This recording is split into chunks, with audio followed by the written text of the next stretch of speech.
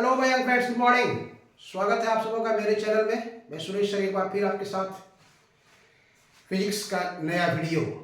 आज जो हम वीडियो शुरू कर रहे हैं आपके साथ वो है ऑप्टिक्स। ऑप्टिक्स जिसको हिंदी में हम लोग प्रकाशिकी बोलते हैं। और जो फर्स्ट चैप्टर हम आपके लिए लिए हैं वो है reflection of light. That is very very most important for both class 10th and 12th।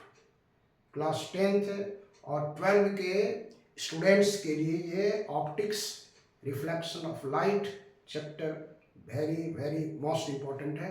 Question का स्टैंडर्ड थोड़ा सा लो रहता है क्लास 10th में, और क्वेश्चन का स्टैंडर्ड क्लास 12 के लिए थोड़ा सा अपर हो जाता है, हायर हो जाता है। तो आप शुरू से अंत तक वीडियो के साथ बने रहिए, और अगर अच्छा लगे तो आप लाइक कर सकते हैं। हम आपके ऊपर प्रेशर नहीं डालेंगे। हम जो ये ऑप्टिक्स का रिफ्लेक्शन ऑफ लाइट ये है, वहाँ चलते हैं और देखते हैं कि क्या आप हमारी बात को समझ पा रहे हैं या नहीं समझ पा रहे हैं। चलिए, लोग कहता है कि अगर आँख नहीं है तो हम किसी वस्तु को देख नहीं सकते हैं। चलिए देखते हैं, आँख रहने पर भी आप किसी वस्तु को नहीं भी देख सकते हैं। कहेगा कैसे? अगर आपको एक अंधेरे कमरे में बिठा दिया जाए और एक बुक दे दिया जाए तो आप पढ़ सकते हैं उसको? नहीं पढ़ पाएंगे। क्यों? कहेंगे कि यहाँ पर लाइट नहीं है। तो ठीक है, आपके आँख के सामने लाइट जला दिया जाता है और किताब को दूर रख दिया जाता है, आप पढ़ पाएंगे उसको? नहीं पढ़ पाएंगे। लेकिन उस किताब के सामने अगर लाइट जला दिया जाए और आप वहाँ से दूर रहें और लेटर ऑफ बुक इस बड़ा बड़ा अक्षर में है तो उसको आप आसानी से पढ़ सकते हैं। तो पहला टॉपिक्स हम जो आपको बताने जा रहे हैं कि व्हाट मेक्स थिंग्स विजिबल। किसी वस्तु को कैसे विजिबल बनाया जाता है। आप याद रखेंगे कि जब कोई सोर्स ऑफ लाइट है, जैसे हम कैसे देखें अंधेरे में उसको, तो अगर आपने वहाँ पर कैंडल जलाया तो कैंडल से रे ऑफ लाइट निकल करके उस बुक पर गया, और बुक से रिफ्लेक्ट होकर के जब हमारी आंख पर आता है तब हम किसी वस्तु को देख पाते हैं। दिस इज मतलब जो टॉपिक्स है व्हाट मेक्स थिंग्स विजिबल, किसी वस्तु को कैसे विजिबल बनाया जाता है। जैसे हमने यहाँ लिखा है व्हाट मेक्स थिंग्स विजिबल। यहाँ पर हमने दिखाया, देखिए आपको एक ऑब्जेक्ट है, ये ऑब्जेक्ट है और ये सोर्स ऑफ लाइट है। सोर्स ऑफ लाइट है, यहाँ से लाइट इंसिडेंट किया ऑब्जेक्ट पर, इंसिडेंट लाइट, और वहां से ये रिफ्लेक्ट हुआ, रिफ्लेक्टेड लाइट, और यहाँ पर हमारी आंखें हैं, हमारी आंख है। जब इस आंख पर रिफ्लेक्टेड लाइट पड़ता है और इसका इमेज रेटिना पर बनता है तब हम किसी वस्तु को देख सकते हैं, तब हम किसी वस्तु को देख सकते हैं। इसलिए आप इस तरह से समझ सकते हैं, इस तरह समझ सकते हैं कि what makes things visible, an object reflects light when falls on it. जब किसी ऑब्जेक्ट पर लाइट इंसिडेंट करता है तो ये इसको रिफ्लेक्ट करता है, रिफ्लेक्ट करता है। This reflected light when received by our eyes and its image is formed at the retina, then we can see the object. ये रिफ्लेक्टेड लाइट जब हमारी आंख पर पड़ता है और जब इसका इमेज रेटिना पर बनता है तब उस वस्तु को हम देख सकते हैं। लेकिन ये याद रखेंगे कि ये यहाँ से इंसिडेंट हुआ, रिफ्लेक्टेड लाइट हुआ, और यहाँ पर आप किसी ऑब्स्टेकल को रख देते हैं जो लाइट को इधर आने ही नहीं दे रहा है, तो आप फिर आप नहीं देख पाएंगे इसको। The incident light and reflected light must be in transparent medium, जिसको हिंदी में लोग कहते हैं पारदर्शक माध्यम, जिसमें आर पार देखा जा सकता है। उस माध्यम में ये लाइट भी आना चाहिए और इस माध्यम में ये लाइट जाना भी चाहिए। इसलिए सेकंड कंडीशन हमने दिया है, the incident and reflection of light must take place in a transparent medium, पारदर्शी माध्यम में ये दोनों क्रियाएं होनी चाहिए। अब ये जो रिफ्लेक्शन ऑफ लाइट है, ये जो यहाँ पर ऑब्जेक्ट है, सिर्फ ऑब्जेक्ट पर ही नहीं, वो जो मतलब रिफ्लेक्टिंग सरफेस है, जिसको हम लोग हिंदी में कहते हैं परावर्तक सतह, रिफ्लेक्टिंग सरफेस से भी ये होगा, तो हम लोग इस प्रोसेस को कहते हैं रिफ्लेक्शन ऑफ लाइट। आइए आपको यहाँ दिखा रहे हैं, यहाँ पर हम आपको दिखा रहे हैं कि रिफ्लेक्शन ऑफ लाइट जो है किस ढंग से टेक प्लेस कर सकता है। तो आइए देखिए, ध्यान से देखिए। यहाँ पर हमने एक प्लेन सरफेस लिया है, ये प्लेन है, ये प्लेन सरफेस है ये, लेकिन रिफ्लेक्टिंग सरफेस है ये। तो यहाँ पर ये जो लाइट आ रहा है इसको हम लोग कह सकते हैं ए बी कहते हैं इसको, सपोज दैट ए, यहाँ पे बी हो गया आपका, और यहाँ पे सी हो गया, और यहाँ पे डी हो गया। तो ये रेगुलर रिफ्लेक्शन है, ये प्लेन सरफेस है, प्लेन सरफेस है। ए बी जो रे ऑफ लाइट है that you can call it incident ray, इसको हम लोग कहेंगे इंसिडेंट रे, इंसिडेंट रे। और ये यहाँ से जो बी सीधा चला गया that is called reflected ray, इसको हम लोग कहेंगे रिफ्लेक्टेड रे, रिफ्लेक्टेड रे। और यहां से देख रहे हैं डीबी जो पड़ा है that is called normal, dB को हम लोग यहाँ पे कहते हैं नॉर्मल, कहेंगे इसको नॉर्मल। ये देख रहे हैं angle A B D, angle A B D, इसको हम लोग यहाँ पर आई से डिनोट करते हैं, that is called angle of incidence, angle of incidence. Angle A B D को हम लोग यहाँ पर कहेंगे एंगल ऑफ इंसिडेंस, ओके। और यहाँ पर जो देख रहे हैं आप इसको, ये जो एंगल देख रहे हैं एंगल सी बी डी या डी बी सी कह सकते हैं इसको, एंगल सी बी डी या फिर डी बी सी, उसको कहेंगे हम लोग angle of reflection, angle of reflection. यहाँ पर हम लिखते हैं इसको angle D B C, angle DBC, that is R, that is called angle of reflection, angle of reflection, ठीक है। तो AB हो गया इंसिडेंट रे, BC हो गया आपका रिफ्लेक्टेड रे, और DB हो गया आपका normal. AB is incident ray, BC reflected ray, and DB is normal. ये क्रिया सब में होगी, चाहे वो प्लेन सरफेस हो चाहे इरेगुलर सरफेस हो। इसके बाद लॉज ऑफ रिफ्लेक्शन में कहता है कि हम लोग देखेंगे इसके बाद, आप देखिए ये प्लेन सरफेस था, अब इसको रेगुलर सरफेस कहेंगे।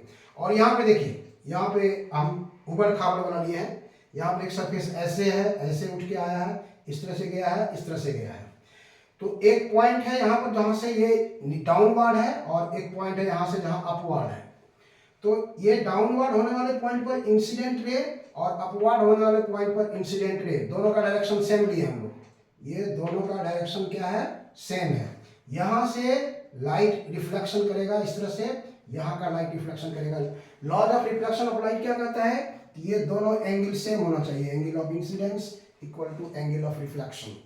तो यहाँ का भी एंगल ऑफ इंसिडेंस और एंगल ऑफ रिफ्लेक्शन बराबर होगा। जैसे हमने यहाँ पर I1 दिया है और R1 लिखा है, तो ये I1 R1 के बराबर होगा।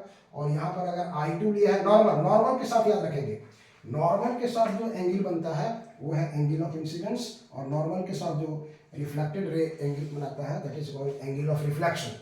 तो ये I1 R1 के बराबर होगा, I2 R2 के बराबर होगा। तो इसके बाद हम लोग देखते हैं यहाँ पर laws of reflection of light, laws of reflection of light.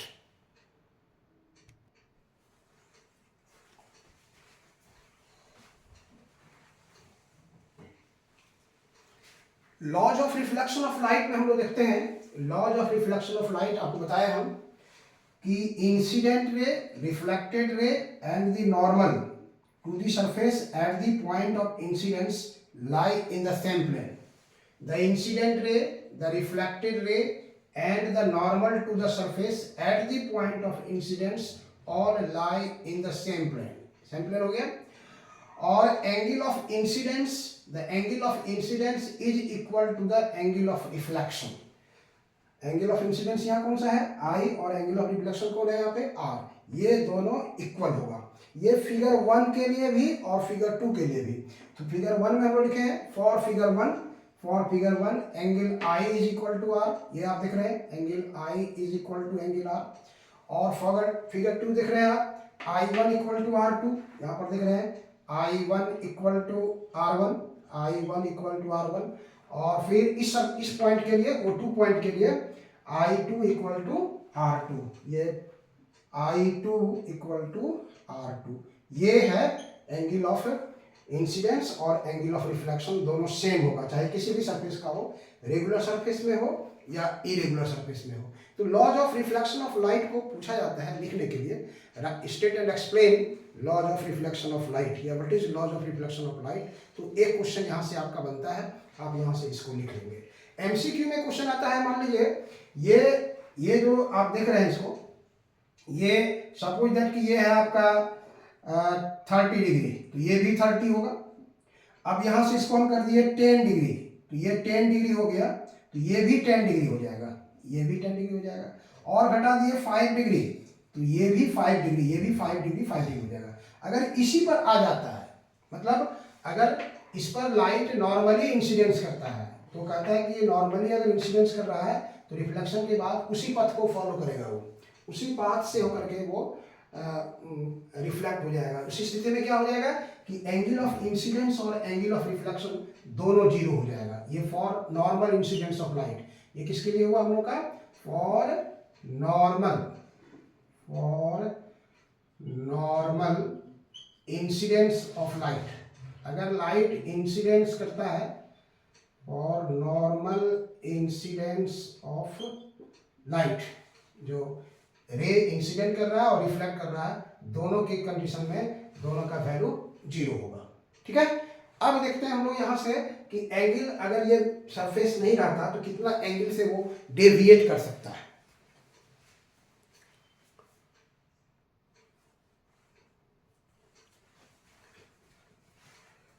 अब देखिए, रिफ्लेक्शन के बाद जो रे ऑफ लाइट निकलता है, मतलब रिफ्लेक्टेड रे अपने ओरिजिनल डायरेक्शन से कितना एंगल से वो डेविएट करता है, दैट इज हम लोग यहां पर देख रहे हैं the deviation of the reflected रे।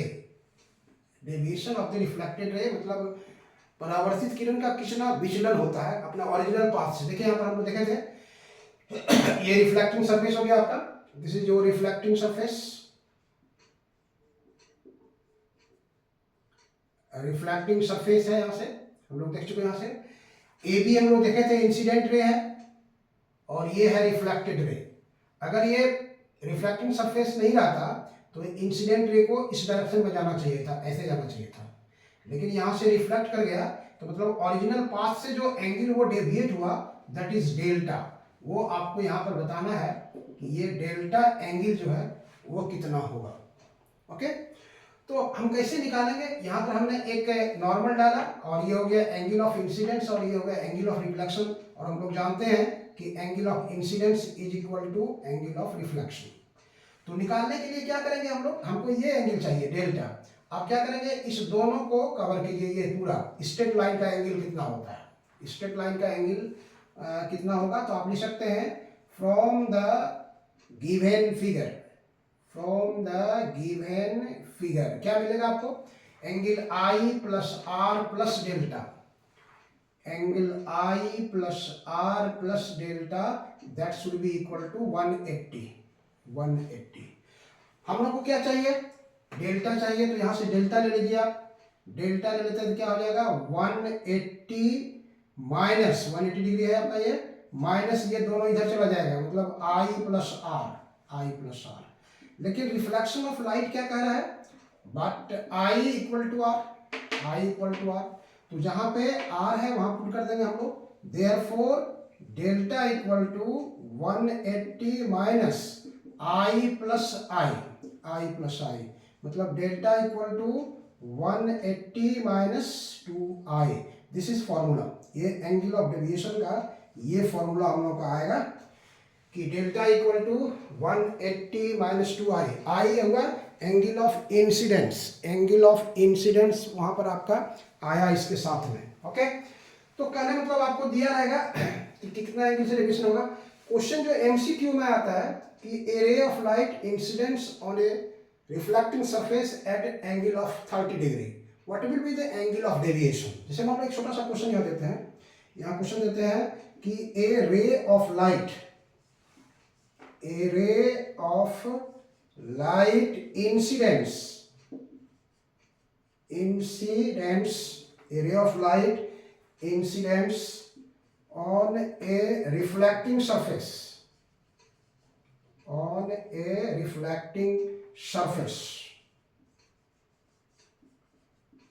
surface at an angle 30 degree.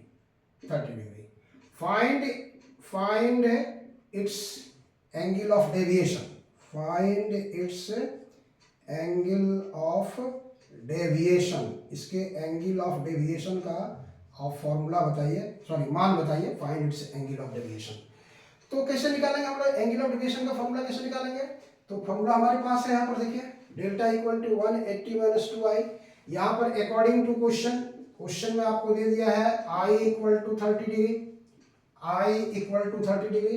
Area of light incidence on a reflecting surface at an angle 30 degree. Find its angle of deviation.